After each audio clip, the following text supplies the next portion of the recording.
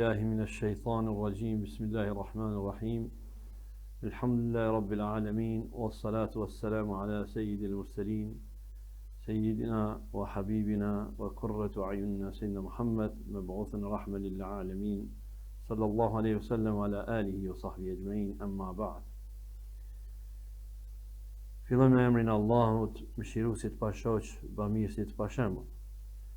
Lavdin, madhnimin, falënderimet, lutjet, adhurimin, përkuljen, e bëjmë vetëm për Allahun xhalla xjalaluhu. Vetëm atij lutemi dhe vetëm tek ai kërkojmë shpëtimin këtë botë dhe në botën e mëshuar. Falenderojmë Allahun xhalla xjalaluhu që na mundsoi të arrijmë edhe këtë muaj të madhnishëm dhe inshallah të arrijmë që të realizojmë arritjet më të larta në ibadete dhe kështu që të arrijmë të marrim edhe shpërblimet e mëdha që ka premtuar Allahu xhalla xjalaluhu në hadithin e shenjtë, në hadithin kutsi ku thot kullu amali ibn Adam lahu illa saw fa innahu li wa ana ajzi bihi. Aw كما قال الله وقال الرسول. فأتهر kuptimi I këtij hadithi ju e dini të gjithë dhe keni dëgjuar nga të gjithë hoxhallarët se çdo vepër thot Allahu në këtë hadith, çdo vepër e insanit e birit të Ademit bëhet për një qëllim dhe e din njeriu se sa do të realizoj, pa e din besimtari sa do të realizoj ose çfarë shpërblimi do të pranoj, do të merr nga Zoti për një vepër të caktuar. Përderisa thot Allahu, agjërimi bëhet vetëm për mua. Nga se agjërimi është një vepër shumë sekrete dhe ajo ka të bëjë vetëm në lidhjen vertikale robi ose krijesa me krijuesin e vet. Prandaj falenderojmë Allahun xhalla xjalaluhu që na mundsoi të arrijmë këtë muaj të madhnishëm edhe të fitojmë nga këto sevape, të cilat sipas këtij hadithi janë të pakufishme. Dhe ato qëndrojnë vetëm tek Allahu, pa e ditur as me lajqet, pa as me laqet nuk arrijnë që ta dinë se çfarë shpërblimi madhor ka përgatitur Allahu xhalla xjalaluhu për robën e vet të sinqert, që agjeron me sinqeritetin më të lartë. Salat e selame vazhdimisht I dërgoj Muhammedit alayhi salatu wassalam, bebzës syrëve tonë, që nëpërmes hadithit dhe sunetit të tij arrijmë që ta shohim të vërtetën dhe arrijmë që ta kuptojmë të vërtetën, por dhe arrijmë që të ecim në rrugën e drejtë dhe kështu që ta fitojmë edhe dynjan edhe ahiretin.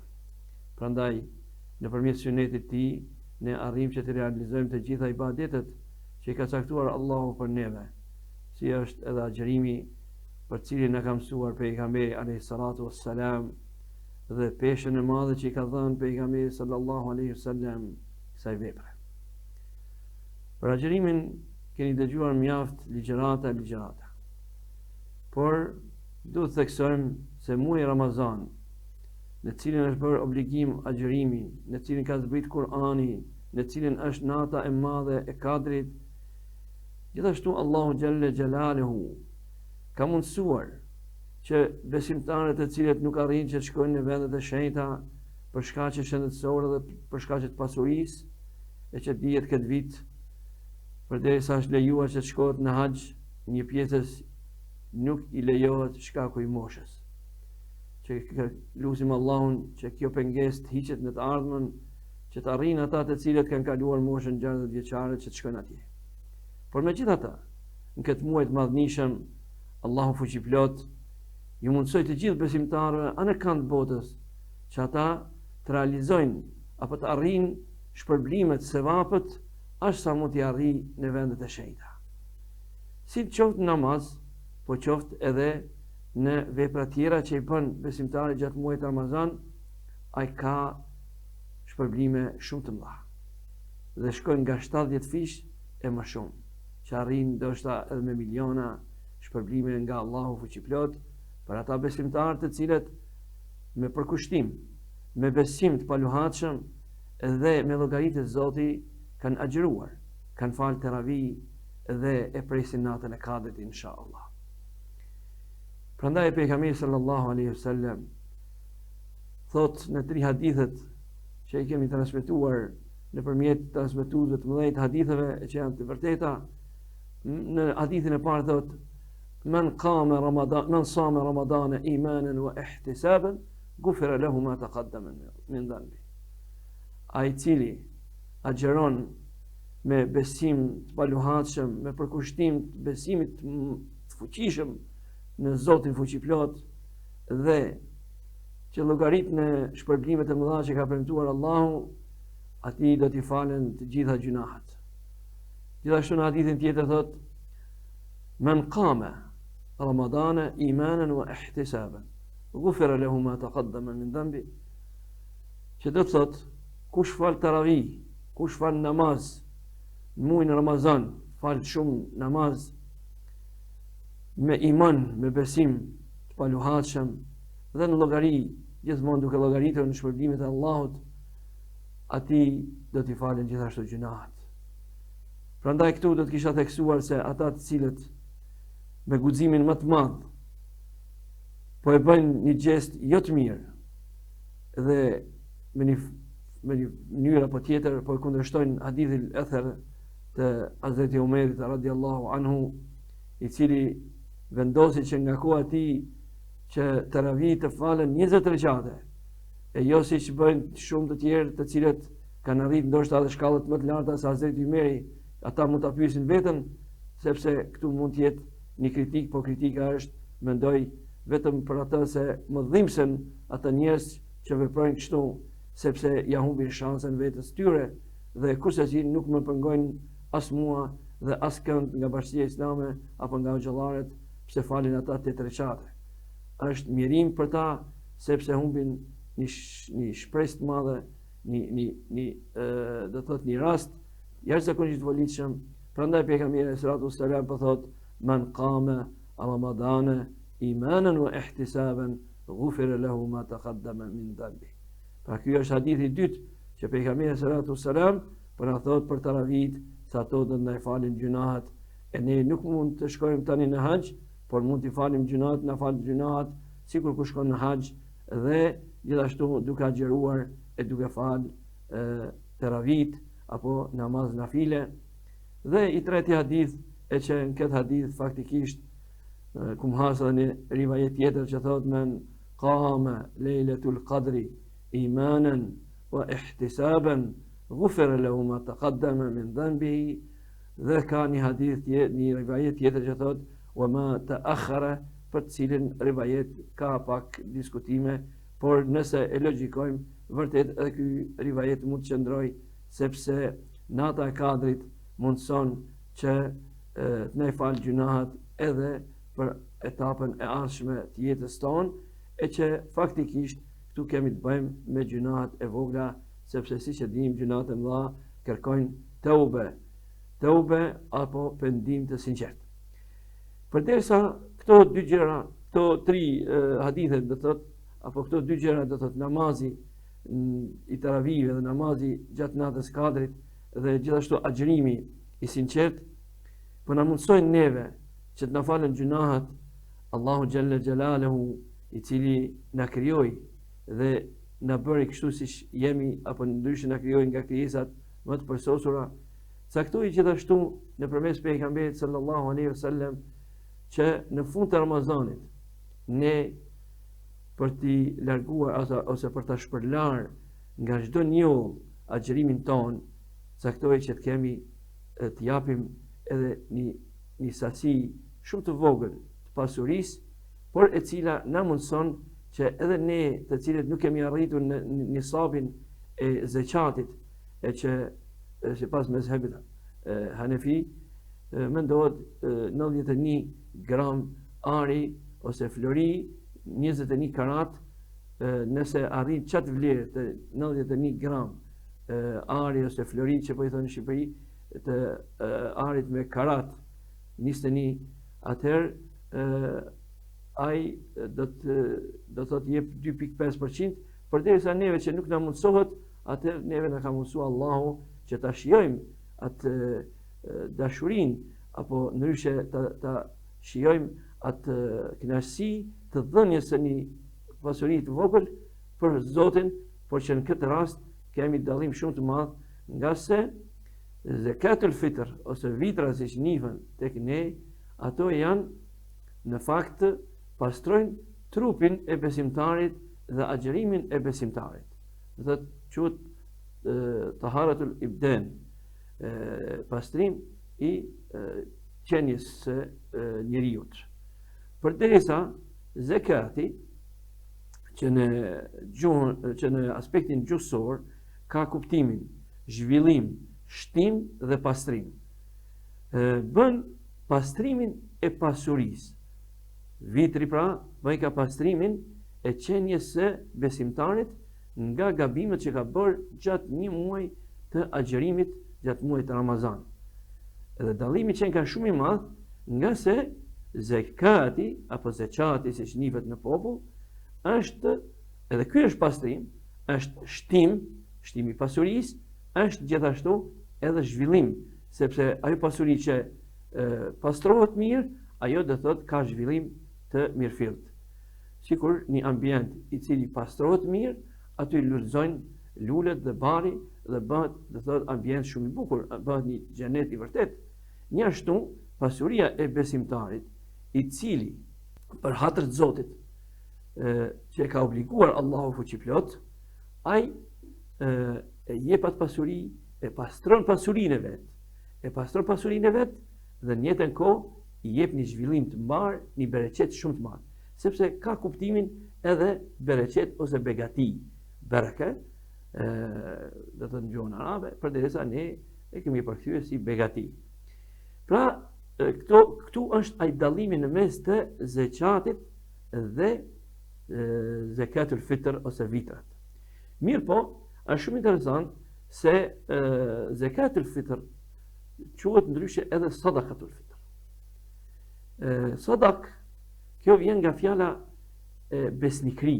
Tu tregohet besnikëria e besimtarit ndaj krijuesit të vet dhe urdhën që ka dhënë pejgamberi alayhi salatu wassalam, ai e çon në vendin e duhur. Po shpesh bëhet pyetja, ku është vendi i duhur? Natyrisht, secili kur nisemi për një vend, duhet ta dimë se ku jemi duke shkuar. Edhe zeqati, edhe vitrat, duhet të dimë se ku duhet të derdhen ato, ku duhet të shkojnë për të arritur shpërblimin e duhur tek Zoti fuqiplot. Për këtë pyetje që unë po e parashtroj dhe e cila duhet parashtrohet tek secili besimtar për veten e vet, po edhe tek hoxhallarët, do të përgjigjem para se të përgjigjem për këtë, atëherë do të them edhe një gjë.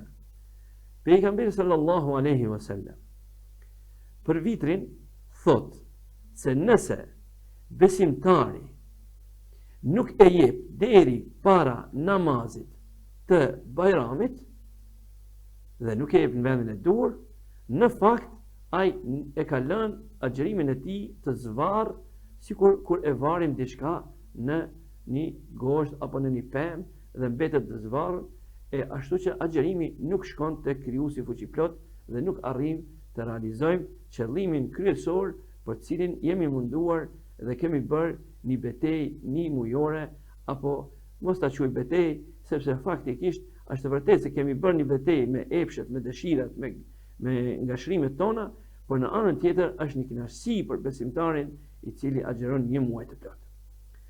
Dhe ku t'i kthehemi se për të arritur që të realizohet si duhet, dhe ja, po e japim para Bajramit çdo gjë në rregull.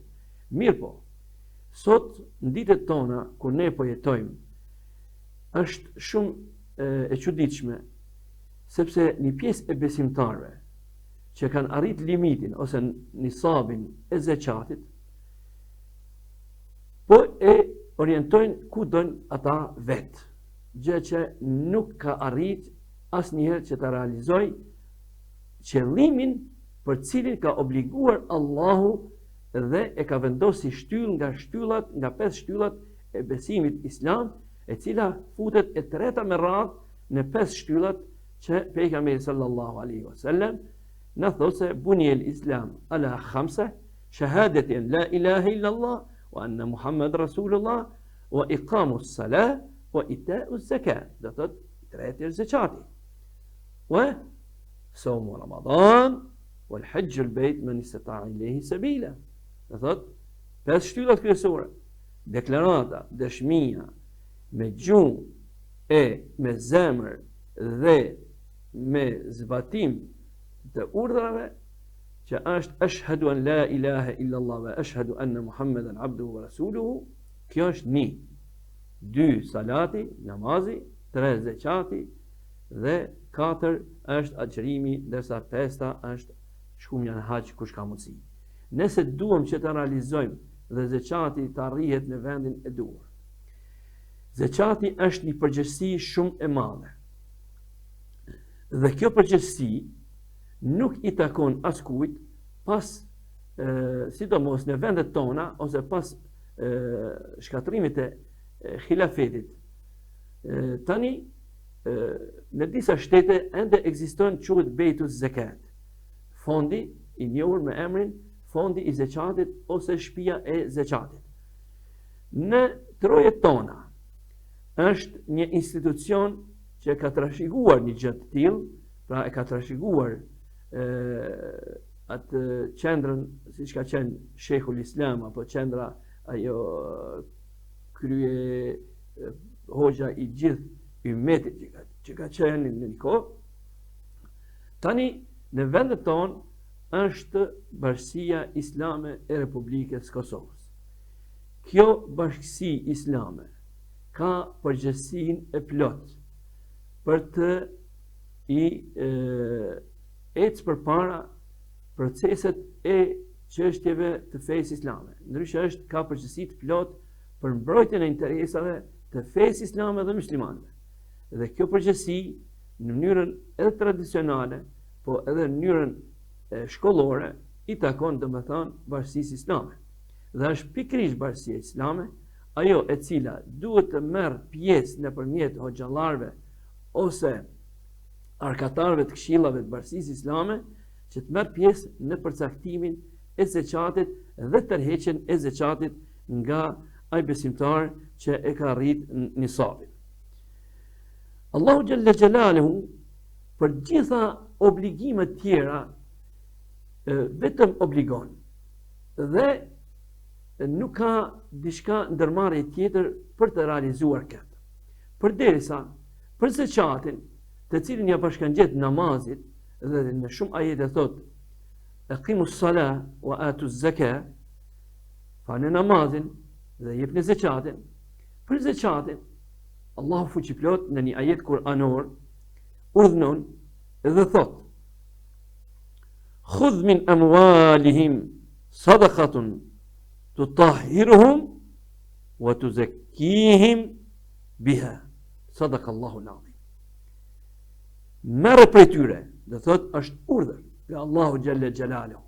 Dhe ky urdhër nuk mund ta merr asnjëri, sidomos personi që e nxjerr zekatin vet, ai nuk është ai i cili duhet ta nxjerr nga pasuria e vet.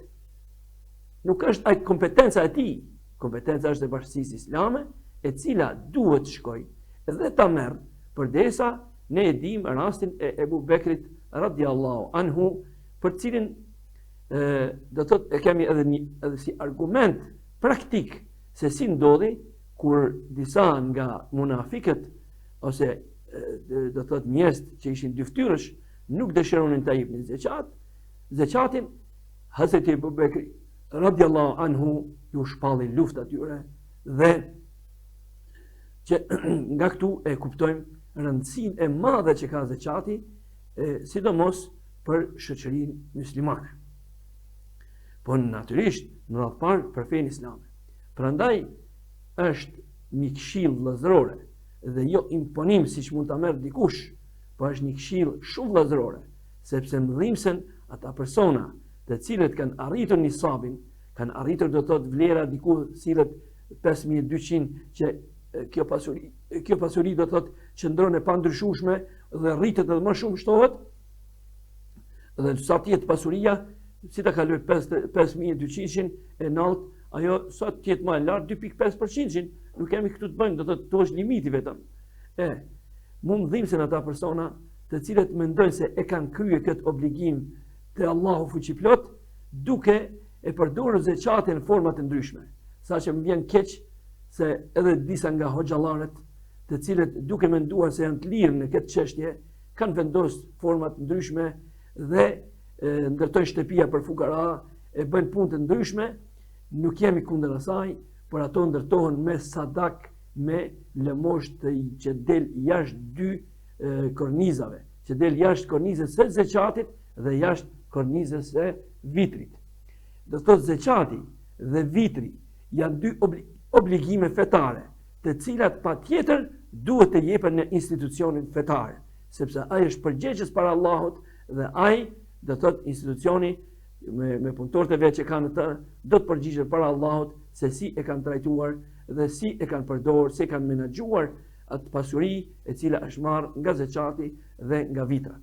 Dihet se Bashkia Islame në aspektin humanitar është duke vepruar edhe në komunën tonë, këtu në komunën në Sharr, do të thotë në Dragash, në Opoj, edhe në Gore, është duke vepruar, do të thotë shumë qartë nëpërmjet shoqatës humanitare Bereqeti, që vazhdon të ndihmoj ata të cilët kanë nevojë. Gjithashtu, deri më tani janë ndërtuar diku parafërsisht, siç është, do thotë, siç kemi informatat, diku te 200 shtëpi deri tani janë ndërtuar për të varfër, kudo në përtrojet e Kosovës, po edhe jashtë Kosovës. Nuk po ndalemi se nuk është çështje jona kjo, por çështja jona është që ta kuptojmë se zeqati duhet jepet në këshillat e Bashkisë Islame dhe këshillat e Bashkisë Islame e mbledhin në qendër së bashku dhe llogaritet çdo gjë shkon në mënyrën më të saktë dhe në mënyrën më adekuate.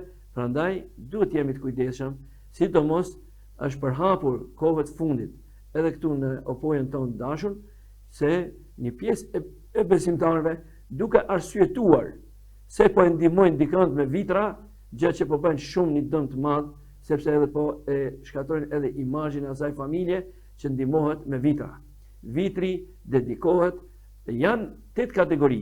Brenda atyre kategorive të gjitha Bashkia Islame i mbulon, e në veçanti kur dihet se në Bashkinë Islame ushqehen diku mbi 1000 nxënës të 3 medreseve, është fjala 6 medreseve, sepse në 3 vende janë medresa e vajzave dhe djemve, në Prishtinë, në Prizren dhe në Gjilan, dhe krahas saj kemi edhe fakultetin e studimeve islame, që gjithashtu edhe studentat aty kanë nevojë në raste të ndryshme, kur nëpërmjet fondeve të ndryshme atyre u ndihmohet nga kryesia e Bashkisë Islame. Pra, ajo që është me qëllimi final është se ajeti kuranor po thotë khudh min amwalihim, merr nga pasuria e tyre. Nga pasuria kuj? Nga pasuria e atyre që kalojnë nisabin, që kalojnë limitin e pasurisë që kanë, është hak për ata, do thotë i plotson të gjitha kushtat, është musliman rreth parë, është i mençur, ka pasuri që kalon limitin dhe kështu që ai detyrohet që patjetër, do thotë, ta jep, mirë po jo ta jep sipas qefeve të tij apo sipas tekeve të tij, por ajo duhet drejtohet në institucionin e Bashkisë Islame. Lutim Allahun xhalla xhelaluhu që kjo fjalë, që këto sqarime që i dham për sot, të arrijë në veshin e të gjithë atyre që ndihen veten besimtar. Këtu megjithse lufta gjithmonë bëhet që kalajat merret nga brenda dhe fitnja, fesadi i cili ka depërtuar tek besimtarët tonë është që ta shkatrojnë imazhin e Bashkisë Islame. Të gjithë ne hoxhallarët që jemi këtu në Opoj, kudo që jetojmë, qoftë në diasporë, qoftë në qytete të tjera, por të gjithë hoxhallarët e Opojës janë të shkolluar në medresen e Bashkisë Islame. Dhe po mos ishte ky popull që ta ndihmojnë nëpërmes vitrave dhe nëpërmes zeqatit, nuk do të arrijnim sot që të kemi as hoxhallar dhe as kuadro. Prandaj të nderuar teleshikues, ju besimtarë të nderuar, duke ju përshëndetur, e lutim Allahun fuqiplot që t'ju shpërblet të mirat e tij dhe nga ky muaj i madhnishëm të dalim fitimtar të gjithë dhe të gjithë të shpërblyer nga Allahu fuqiplot. Edhe njëherë e lutim Allahun që t'ju shpërblet të gjithëve, por në radhë parë edhe televizionin Opoja e lutim Allahun që ta shpërblej me të mira dhe ta begatoj të gjithë ata të cilët veprojnë në këtë televizion, e dash Zoti që ky televizion të jetë edhe më i fuqishëm dhe të arrijë edhe kulmet e veta në realizimin e qëllimeve fisnike, e që qëllimi fisnik është që ta vetëdijsojnë popullin si në aspekt fetar, gjithashtu edhe kombëtar e kulturor. Wassalamu alaikum wa rahmatullahi wa barakatuh.